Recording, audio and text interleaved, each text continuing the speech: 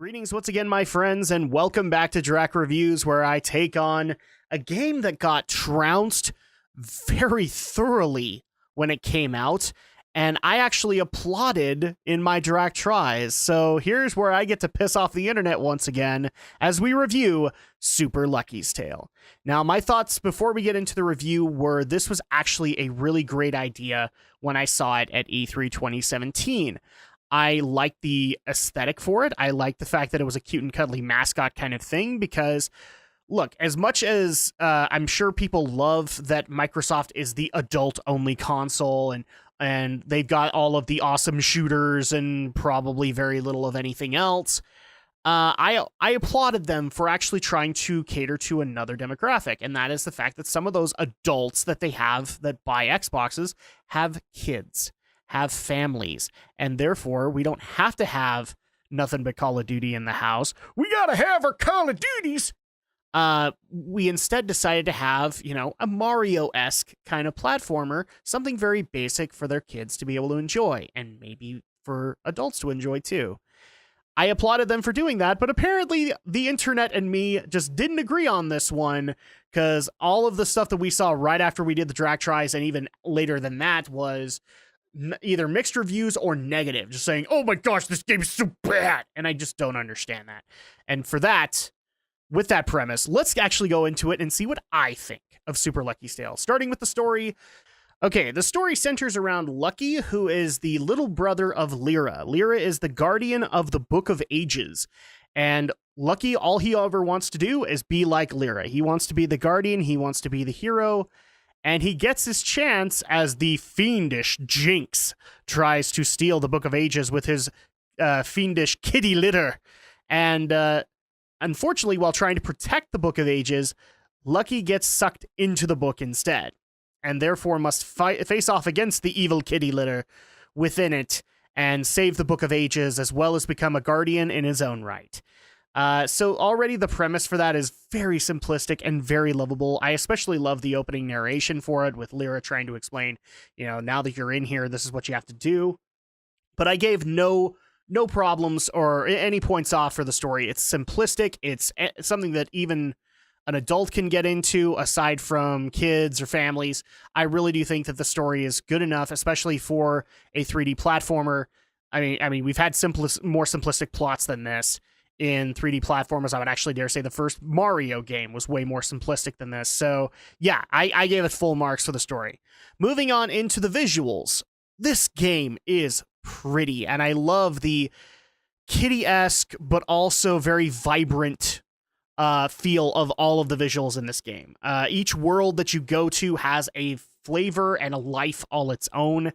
I especially loved, and I didn't even think I would, I love the second world, which is the veggie farmlands, just because of the wormholes that are basically like your farmer stereotype. They're walking around, they're walking, talking earthworms, and they're farmers and they're hicks and hillbillies, and it's worthwhile just to sit and listen to their dialogue when they actually get to say something. But for the most part, it is Banjo-Kazooie, Banjo-Tooie-esque kind of stuff. The rah, rah, rah, rah. But back to the visuals, yeah, this game looks very vibrant, colorful, enjoyable, magical, might I actually say. And I gave no problems with the visuals. I thought it was splendid to look at each time I went to a brand new world. I was like, oh my gosh, this can't get better, or can't get any better. Gameplay, I will admit, I took off a little bit. And the only reason I took it off was because, I don't know if it was because of my Xbox or something like that, but loading times on Super Lucky's Tale is kind of bad. They're a little long, and you have to get into a loading screen a lot. So it's kind of like Sonic 06-esque loading screen kind of deal. Think Sonic 06 and you're there.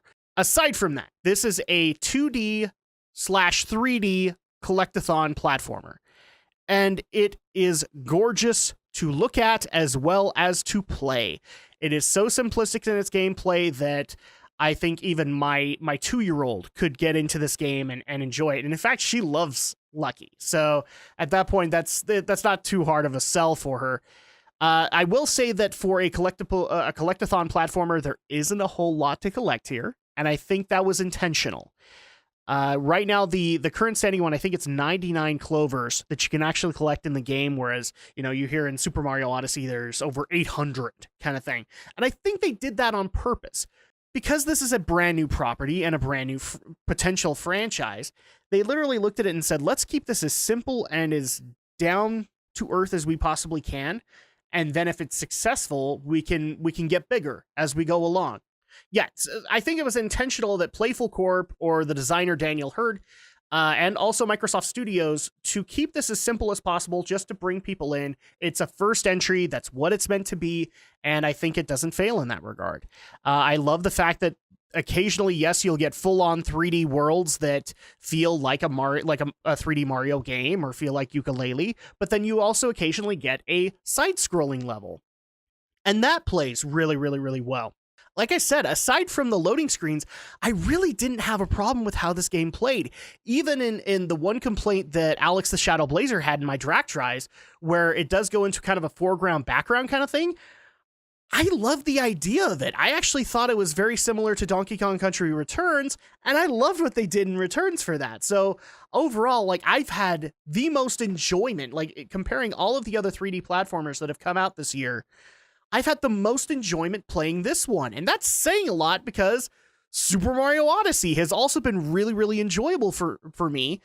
But this one has just kind of taken the cake too. And I don't understand why people ragged on it so. Thankfully, though, the scores are starting to even out. Moving on into the audio. Again, the audio is kind of like Banjo-Kazooie, Banjo-Tooie in the fact that we have the rah-brr. But at the same time, we also have Lyra doing the open narration, and she does actually say lucky. Every time you open up a new world, you'll get a letter from Lyra. And so you'll always get the lucky, and she helps out in whatever way she can. So there's not really a whole lot to criticize when it comes to the voiceover, because that's their intention. But the music, oh my gosh, I've heard the same theme over and over again, and I don't get tired of it in the game. And people might be worried about that. The original one in the first, you get the original one in the first world, the one that we heard at the E3 trailer showcase. And then eventually you go into World 2, and then instead you just get like a little twanging of the banjo. And it still works. And the music is still enjoyable, and the sound effects are just as enjoyable as a Mario game. Overall, I did not take any points off for audio. I really do appreciate what they've been able to do with this game and the experience that it provides. Moving on into replayability and presentation. Replay value here is tricky because it is a collectathon platformer. There is replayability, but there isn't too much of it. Unlike Mario, where you would collect, 700 plus moons, this game only provides 99 clovers. You can continue to collect coins, and that's all fine. And while that doesn't seem like a whole lot, I actually enjoyed that a lot more than the horrendous goals that you get from Yooka-Laylee, from Mario Odyssey this year, just because I don't have to spend endless amounts of hours going into the same world over and over again. Each world has roughly 4 clovers to be able to get, and they're all really simple to do so. So one for the end objective, one for getting 300 coins in the area, in the actual level, one for spelling out Lucky's name, and one for a bonus objective. It could be just finding a secret warp pipe or something like that. And all of them are really easy to do in about 1 or 2, maybe even 3 or 4 tries of the level, and you specifically focus on them. But after that, once it's done, it's done. So at that point, I did take off a little bit for replayability, but only in the fact that it is short. And I think that if they do actually get enough money for this game to get a sequel, they'll expand on it. And I think that'll be one of the benefits for it. Presentation. Does this game come together? If you guys can't tell, I am singing this game's praises. It is probably one of the best games I have played this year. I am so happy that Microsoft Studios is finally catering to a more family demographic, and we don't have to just get them Call of Duties from Xbox. And I honestly hope that this gets a sequel. I hope that this is an established franchise from Microsoft from here on in, just so that we can also get that kind of a demographic getting fed from Microsoft.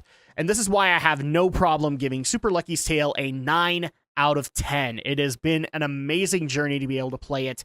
Although short, it has been worthwhile every step of the way. And that's saying a lot considering I'm not Mr. 3D Collectathon platformer. I tend to not enjoy ones that have amazingly huge completion requirements. This one was just right. And frankly, that's all it needed to be.